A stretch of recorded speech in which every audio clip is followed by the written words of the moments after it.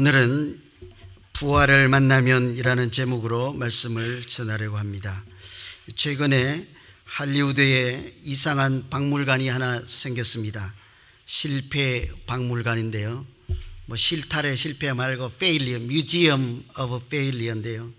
무슨 일을 하다가 잘못된 것, 성공하지 못하고 실패한 것들만 모아둔 박물관이라고 합니다. 무슨 자랑이라고 할 수 있는지 실패한 것들을 모아 놓았다고 하니까 이렇게 처음에 듣기가 이상했습니다. 그러나 사무엘 웨스트라고 하는 사람이 실패의 사례를 연구하다가 그 모아놓은 작품들인데요. 거기에는 예를 들면 마이크로소프트가 2012년에 개발했던 윈도우 8, 또 많은 희생자를 내었던 배, 타이타닉, 이런 작품들이 있고, 보라색 케첩, 플라스틱 자전거 등등 많은 자타가 공인하는 실패한 작품들을 전시해서 사람들이 보고 재미있다 이렇게 웃고 그렇게 반응을 보인다고 합니다. 정작 기획하고 그 작품을 모은 사무엘 웨스트는 이렇게 말했습니다. 재미로 전시를 즐기는 것도 좋지만 박물관의 목적은 실패를 통해 우리가 배울 수 있는 점이 참으로 많다, 이렇게 이야기를 했습니다. 실패했을지라도 성공할 수 있는 길을 찾게 되면 실패한 작품이나 실패한 내용, 사건, 그것들이 버릴 것이 아니라 하는 그런 뜻으로 세운 박물관이겠죠. 우리가 믿음의 길을 갈 때도 때로는 실패하고 낙담해서 가던 길 돌아가거나 멈춰서서 꼼짝달싹하지도 않고 영적으로 죽어있는 사람처럼 그렇게 살아갈 때가 있습니다. 아무 쓸데없는 낭비하는 시간처럼 보이는 그때도 이 실패 박물관 교훈에 따르면 헛된 시간이 아니라는 것이죠.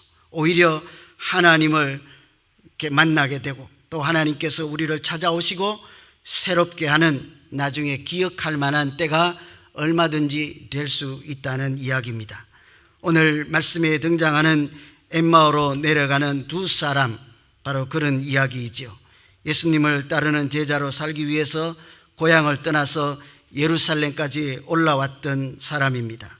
예수를 믿으면 인생이 달라질 것이라 생각하고 예수님을 따라다녔는데 어느 날 십자가를 지시고 죽임을 당하는 것을 보고 실망하였습니다. 그래서 17절에 보면 슬픈 빛을 띠고 엠마오로 내려가고 있다, 이렇게 얘기를 하죠.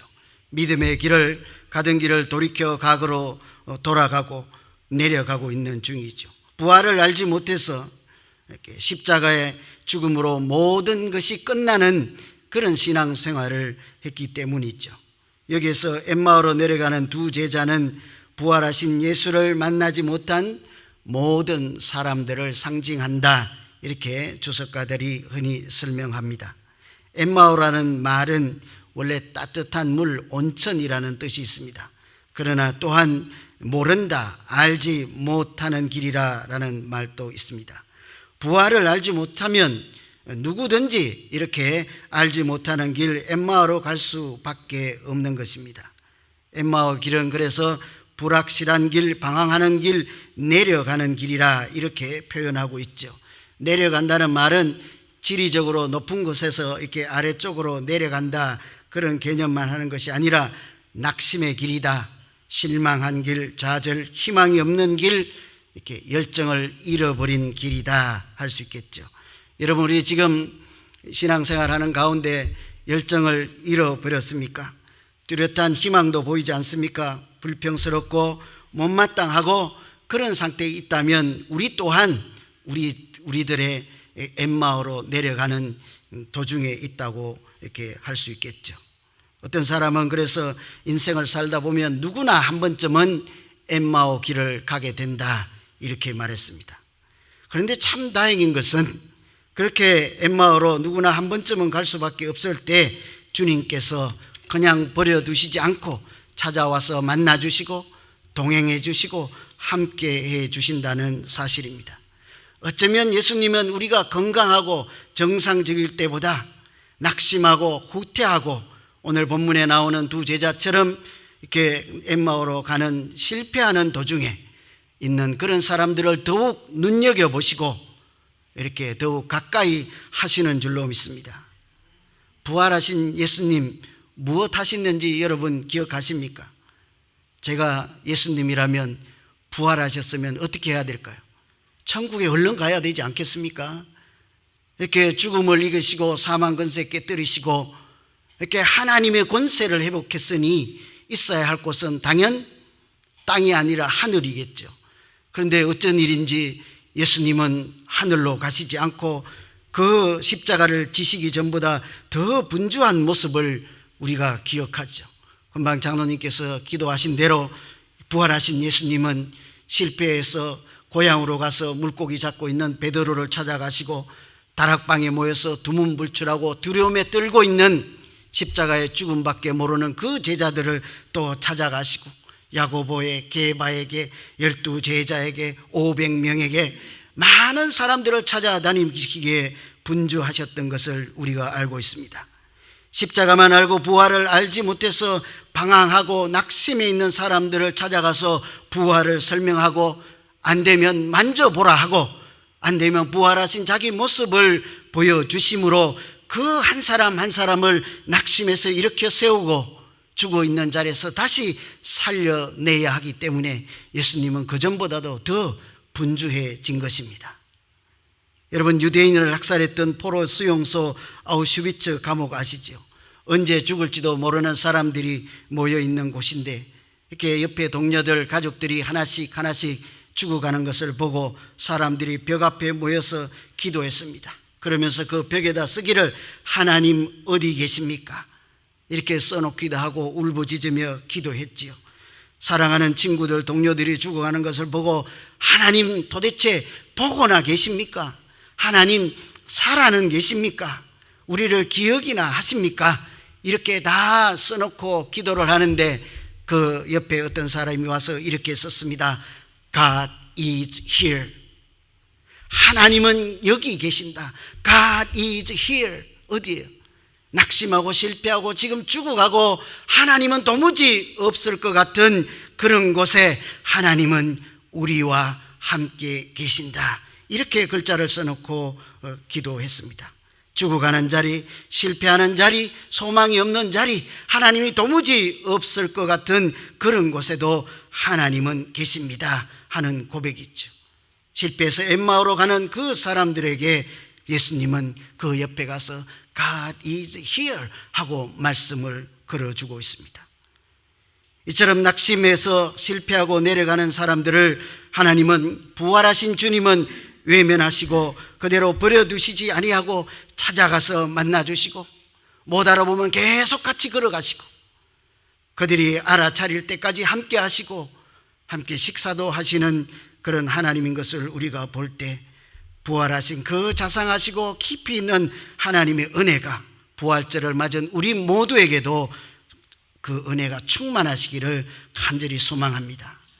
부활하신 예수님 만나서 다른 인생을 살게 되는 그런 부활절이면 참으로 행복한 부활절이겠죠. 오늘 부활하신 주님을 만나면 그래서 어떤 변화가 우리에게도 일어날 수 있을까? 이 제자들의 모습을 보고 우리의 변화도 한번 소망해 볼 필요가 있겠습니다. 첫째로 부활하신 주님 만나면 영안이 열리게 됩니다. 엠마오로 내려가는 제자들의 영적인 상태를 성경은 이렇게 이야기하고 있죠. 16절에 저희의 눈이 가리워져서 그인 줄 알아보지 못한다. 눈이 가리워졌다. 틀림없이 길을 가고 있어서 걷고 있는 중이니까 안경도 끼고 있을 거고 눈도 뜨고 있겠죠. 그런데도 성경은 그들을 눈이 가리워져서 그인 줄 알아보지 못한다. 눈뜬 봉사라는 이야기겠죠.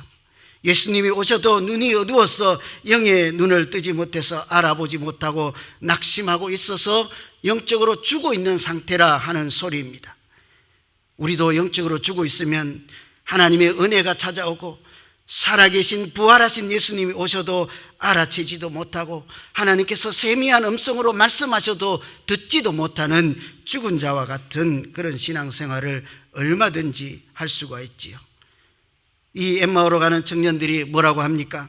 우리는 그가, 예수 그리스도가 이스라엘을 구속해 주실 분으로 알았는데 그는 십자가에 못 박혀 죽고 말았다, 이렇게 얘기하죠. 이 엠마오로 가는 두 제자들의 한계인 것입니다. 십자가만 알고 부활을 알지 못할 때 그 얼굴에는 슬픈 빛이 있었고, 여자들이 무덤에 가서 천사들을 보고 부활하신 예수님을 전한다 해도 그 주님 살았습니다 이렇게 고백하지도 못하고 여전히 그 소식을 듣고도 자기 고향으로 내려가는 것을 볼 수 있죠. 이런 상태를 한마디로 성경은 마음에 더디 믿는 자다, 이렇게 오늘 표현하고 있습니다. 부활하신 예수님을 만나기 전에 이들을 영적으로 맹인, 죽어 있는 자라고 하는 소리겠죠. 예수님은 그래서 그들을 그냥 두지 않고 찾아가서 같이 걸어가 주십니다. 함께 시간을 보내고 음식을 잡수시고 떡을 떼실 때 31절 말씀이 있죠. 저희 눈이 밝아져 그인 줄 알아보더니 예수는 저희에게 보이지 아니하시는지라. 아까는 저희가 눈이 어두워서 예수님이 가셔도 알아보지 못한다 하다가 찾아가서 예수님이 함께 하시고 떡을 떼시고 그들을 성령으로 도우실 때 저들의 눈이 밝아졌다, 이렇게 이야기하고 있죠. 예수님이 원하는 것 무엇일까요? 부활하신 주님이 오늘 우리에게 찾아오시면 가장 원하시는 것 무엇일까요? 우리가 눈뜬 봉사로 살아가지 않고 영의 눈을 뜨고 부활하신 주님을 알아보고 하나님과 동행하는 삶을 사시기를 원하시는 줄로 믿습니다. 그것이 예수님의 가장 첫 번째 우리를 향한 소원이시죠. 그래서 예수님은 우리가 연약할 때 우리의 눈을 열어 자녀로 살아가기를 소망하시고, 참 특이한 것은요, 다시 한번 제가 읽어드릴게요. 저희의 눈이 밝아져 그인 줄 알아보더니, 예수님께서 그들과 악수를 했다 이런 얘기가 없죠. 그들을 격려했다 이런 소리는 없고, 그 바로 뒤에는 예수는 저희에게 보이지 아니한지라. 앞뒤 모순 같지 않아요. 예수님이 저들에게 영안을 열어주셨는데 그때부터 예수는 저에게 보이지 아니하였더라. 참 신비한 현상 아닙니까? 여러분, 우리가 영의 눈을 뜨면요, 예수님은 더 이상 동행하고 계속 따라갈 필요가 없는 거예요. 왜 그렇습니까? 우리 스스로 보이지 않는 예수님을 살아계신 하나님으로 믿고 우리 갈 길 그대로 계속 갈 수 있기 때문인 거예요. 사탄의 유혹에 넘어가지 않고 믿음의 길을 계속 살아갈 수 있기 때문에 예수님은 아직도 눈 뜨지 못한 영적인 맹인들을 찾아서 또다시 다른 길로 분주하게 가야 하기 때문이죠. 울부짖는 사람들 위해서 얼른 다른 곳으로 갑니다. 그들의 눈도 열어서 하나님을 만날 수 있도록 도와주시고 살려주셔야 하기 때문입니다. 예수님의 목적은요, 그들의 눈을 떠서 영적으로 맹인으로 살아가지 않는 그 자체이죠. 십자가만 알지 않고 부활을 아는 사람으로 살아가도록 하는 것, 그것이 부활하신 주님의 우리를 향한 유일한 관심사죠. 여러분, 믿음으로 산다고 하는 것은 내 눈으로 세상을 보는 것이 아니라 영의 눈으로 세상을 보며 살아가는 것입니다. 세상의 관점이 아니라 천국의 관점으로 우리 인생을 살아가는 것을 믿음으로 살아간다, 이렇게 얘기를 하죠. 그래서 고린도전서 15장에 보면 그리스도 안에서 우리가 바라는 것이 다만 이 세상뿐이면 모든 사람 가운데 우리가 가장 불쌍하다. 예수 믿으면서도 땅만 보고 살아가는 사람, 내 눈으로만, 세상적인 가치관으로만 세상을 보고 인생을 해석하면서 살아가는 사람은 가장 모든 사람 중에서 가장 불쌍한 사람이다. 다른 말로 하면 하늘의 눈으로, 천국에 속한 사람으로 세상을 풀어내지 못하고 자기 인생을 해석하지 못하면서 살아가는 사람, 십자가만 알고 부활에 알지 못하는 사람으로 살아가면 불쌍한 사람이다 하는 거죠. 여러분, 예수 믿으면서 이 땅에서만 행복하게 사시겠습니까? 천국에 대한 소망을 가지고 살아가시겠습니까? 천국에 대한 소망 없이, 영생에 대한 소망 없이, 부활에 대한 소망 없이 다만 여기서 내가 행복하기만 바라고 세상 사람들처럼 더 가지기만 바라는 것은 불쌍한 사람 중에 한 사람이다 하는 말씀이죠. 부활 주님을 만나 영적인 눈이 뜨지는 은혜가, 그래서 오늘 우리에게도 동일하게 넘치시기를 간절히 소망합니다. 여러분 옆에 계신 분들에게 한번 우리 축복할까요? 영의 눈을 뜨시지요. 한번 해보세요. 여러분 오늘 영의 눈을 뜨세요. 그 인생이 행복하게 될 것입니다. 제발 좀 눈 좀 뜨세요. 여러분 청년들 눈 뜨세요. 저 오른쪽에 앉아 계신 분 갈리나 아닌지 모르겠네. 누가 이게 알아듣지도 못하는데 안타깝네. 누가 저 스펜서 어디 갔나? 스펜서도 모르나? 예? 누가 빨리 가서 갈리나를 구제해 주시오. 예? 영의 눈을 떠야 우리 인생이 달라집니다. 내가 믿음으로 산다 하는 것은 영의 눈을 뜨는 거죠. 가서 조금이라도 도와주세요. 두 번째는 우리가 부활하신 주님을 만나면요, 이 엠마오 제자들에게도 그런 일이 나타났고 우리에게도 이런 일이 나타나야 합니다. 주님 만나면 사명을 회복하게 됩니다. 예수님이, 부활하신 예수님이 우리를 찾아와서 첫 번째 원하는 것은 눈을 떠라. 눈을 떠라. 죽음의 눈으로만 보지 말고 하늘의 눈으로 인생을 보면서 살라. 그것만 끝나지 않고 눈 떴으면 어떻게 하라고요? 사명을 회복하는 자리로 돌아가라 하는 것이죠. 부활하신 주님을 만나서 그들의 마음의 변화가 일어났습니다. 32절 말씀을 풀어주실 때 우리 속에서 마음이 뜨겁지 아니하더냐. 부활하신 주님은 우리 마음을 먼저 터치하셨습니다. 다시 마음이 불일 듯하게 말씀을 풀어주시고 설명을 해주시고 십자가 무엇인지 부활이 무엇인지 안내를 해주시죠. 마음이 뜨거워지는 변화, 눈이 뜨지는, 눈을 뜨는 그런 변화가 있었습니다. 그런데 그것으로 끝나지 않고 눈을 떴지요. 마음이 뜨거워졌죠. 자동적으로 이 제자들의 그 다음 현상이 무엇입니까? 그 걸음을 돌이켜 예루살렘으로 올라가더라 이렇게 말씀하고 있습니다. 내려가던 길에서 이제는 올라가더라 이렇게 이야기를 하고 있죠. 죽어가던 길에서 살아나는 길로 다시 가고 있습니다. 엠마오로 내려가던 두 제자는 부활하신 예수님을 만나서 그 즉시로 예루살렘으로 돌아가고 있습니다. 33절에 보면 곧 그 시로 일어나 예루살렘으로 돌아갔다. 머뭇거리지 않습니다.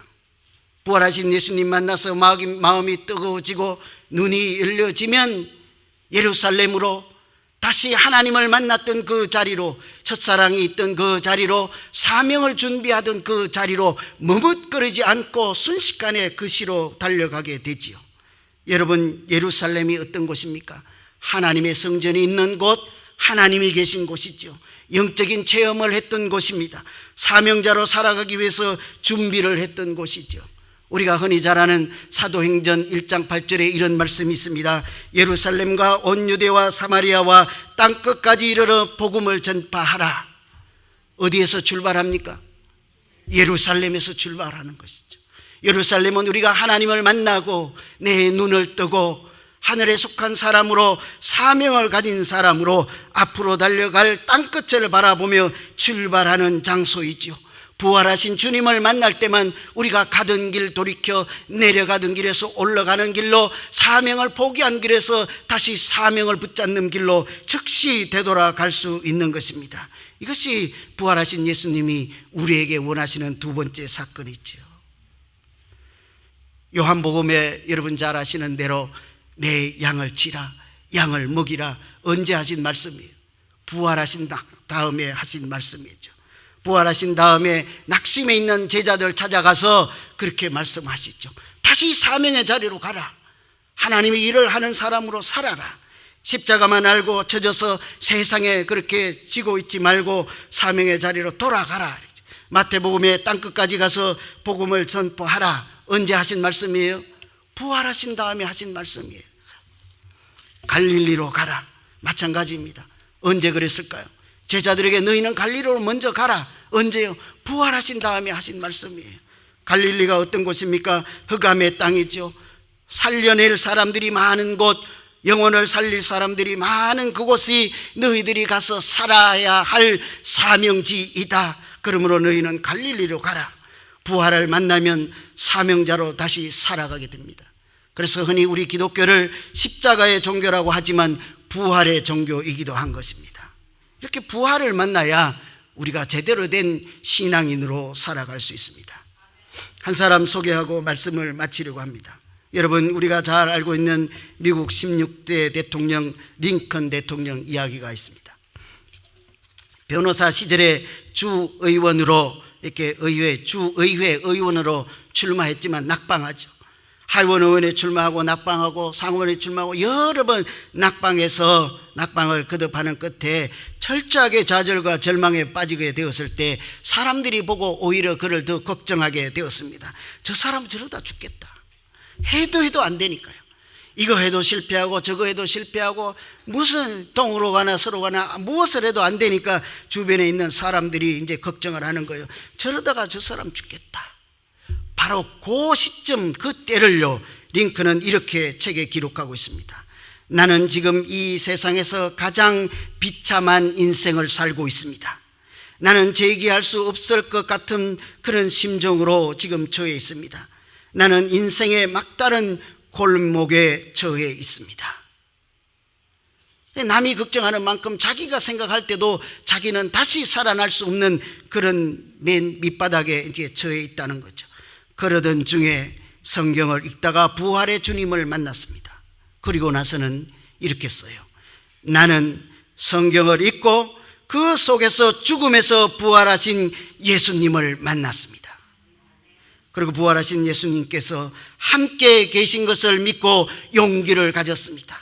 아까 그 소용서에서처럼 God is here.